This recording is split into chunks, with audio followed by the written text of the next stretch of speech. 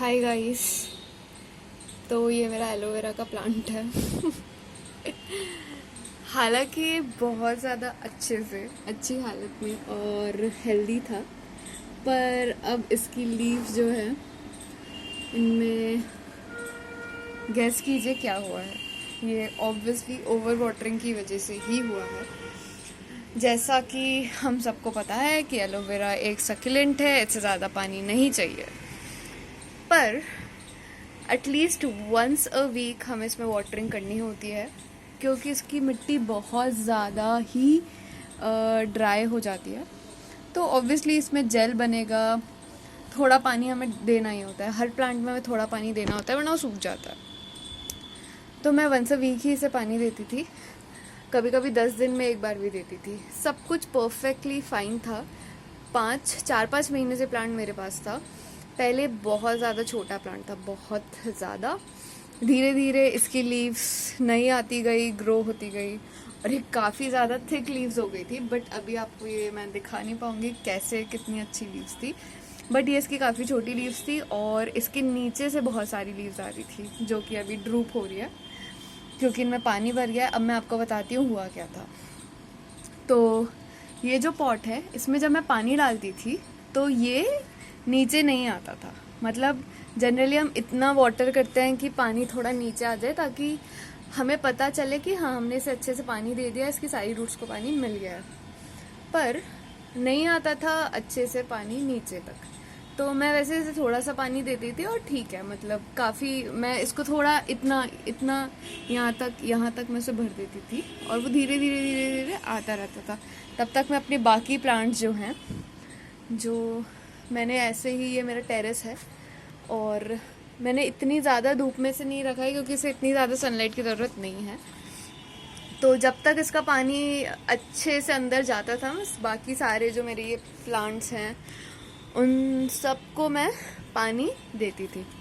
तो बेस्ट चीज़ यहाँ पे ये है कि यहाँ पे जो ये टैंक है, वाटर टैंक, पानी की टंकी, वो यहीं पे रखा है। तो मैं एक बकेट, एक मग या बकेट, आप जो भी आपको लेना है वो लेकर, और पानी में यहीं के यहीं डाल देती हूँ। तो बहुत इजी हो जाता था। तो फिर मैं चली जाती थी, मैं इतना नोटिस नहीं करती थी पानी नीचे आ रहा है या नहीं। फिर मैंने थोड़ा इसकी ज़्यादा केयर करनी शुरू की। मैंने सोचा इसे नहीं, अच्छे से पानी देंगे, क्योंकि मुझे और ज़्यादा बड़ा ग्रो करना था। तो मैंने एक बार से पानी दिया, फिर मैंने इसे दोबारा पानी दिया। जब मैंने सारे प्लांट्स को पानी दे दिया, उसके बाद मैंने एक और बार इसे पानी दे दिया। तो इसमें ओवर वाटरिंग इसीलिए हो गई। वैसे तो इसमें नीचे से पानी निकलना चाहिए था। शायद इसमें कुछ नीचे प्रॉब्लम है या क्या है, मुझे नहीं पता। देखिए कि इसमें ज़्यादा ओवर वाटरिंग कैसे हो गई, मुझे नहीं पता। पर मैंने, हाँ, इसे काफ़ी ज़्यादा ऊपर तक भर दिया था। और फिर 2 दिन तक मैं टेरेस पे नहीं आई थी, क्योंकि मुझे अपना ऑफिस का काम करना था, या मैं ज़्यादा थोड़ा बिजी हो गई थी। तो मैंने सोचा ठीक है, एलोवेरा में तो तुम कितने भी दिन तक पानी ना दो, इट्स फाइन। और बाकी प्लांट्स में भी अभी इतनी रिक्वायरमेंट नहीं थी, क्योंकि अभी इतनी धूप नहीं पड़ रही है, ठीक ठाक धूप पड़ रही है। मतलब तुम्हारा प्लांट झेल सकता है। ये देखिए कितना ज़्यादा सॉगी हो गया। मतलब यहाँ ये पानी नहीं है, ये जेल है इसका, ठीक है, क्योंकि बाकी मिट्टी तो पूरा सूख गई है। ये जेल है, देखिए इसका।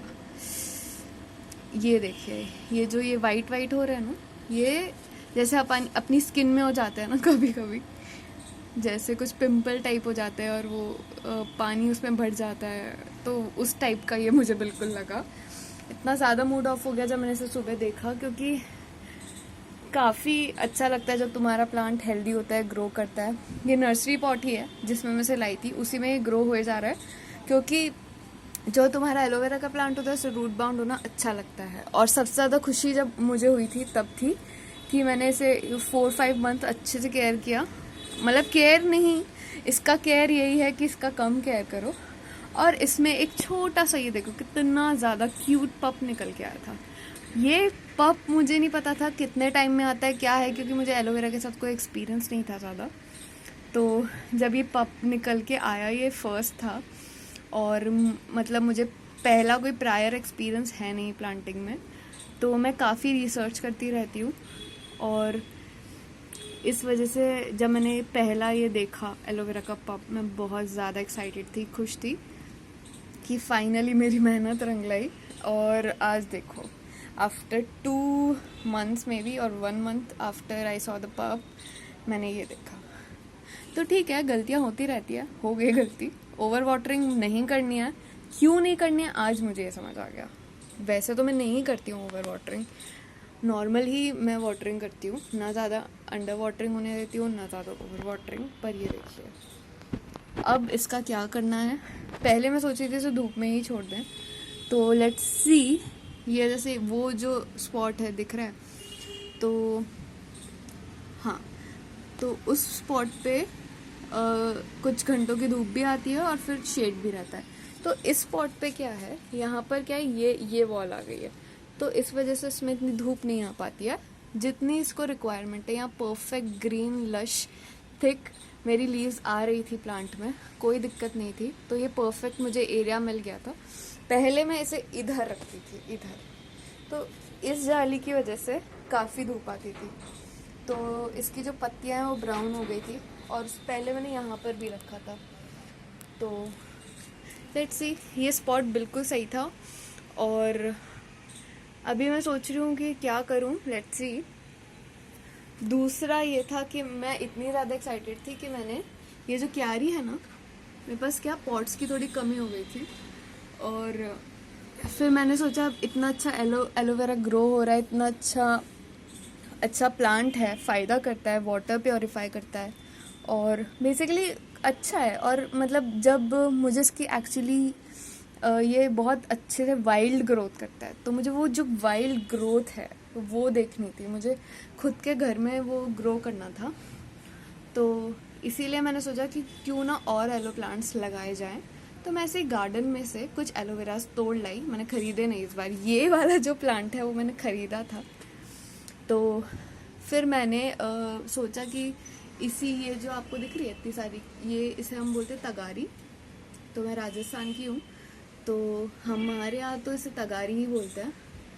तो बेसिकली सीमेंट, मिट्टी, ये सब जो कंस्ट्रक्शन होता है, वो सब, ये जो मिक्सचर है सीमेंट बनाने में, ये सब तो मिक्स करने के लिए हम ये यूज़ करते हैं। तो कभी कंस्ट्रक्शन हुआ होगा, ऐसे ही कुछ खाली तगारियाँ पड़ी हुई थी, मैंने एक ली, उसमें मैंने सिर्फ बालू मिट्टी मिलाई, सिर्फ बालू मिट्टी, क्योंकि हमें पोरस मिट्टी चाहिए हुई थी। और एलोवेरा में हमें ज़्यादा खाद भी नहीं चाहिए, कुछ भी नहीं चाहिए बेसिकली से, बस एक पोरस मिट्टी और मतलब कम से कम पानी। जब जैसे महीने में कुछ लोग 2 बार भी अगर करोगे तो आपका एलोवेरा को कुछ नहीं होगा, बट ओवर वाटरिंग नहीं। अब तगारी जो है, ये देखिए, इसमें क्या है, नीचे होल भी नहीं है, पर मुझे ऐसा कुछ कंटेनर चाहिए था जिसकी विड्थ, जो चौड़ाई है वो ज़्यादा हो, क्योंकि एलोवेरा की शैलो रूट्स होती है, तो ज़्यादा डेप्थ ना हो, ज़्यादा डेप्थ ना हो और चौड़ाई ज़्यादा हो। तो मुझे ये परफेक्ट लगा, और इसमें जब पप्स निकलेंगे तो उसके लिए इनफ स्पेस होगा। देखो, ये जो है, ये पप 1, पप 2, वो बेसिकली अभी ये निकले नहीं है, मैंने किसी और प्लांट के पप इसमें डाले हुए हैं। ये बहुत ज़्यादा पुराना और बड़ा एलोवेरा था। देखिए, मुझे ये भी डाउट था कि इतना बड़ा और इतना अच्छा एलोवेरा कैसे बनाएं, उसकी मैं एक अलग वीडियो बनाऊंगी।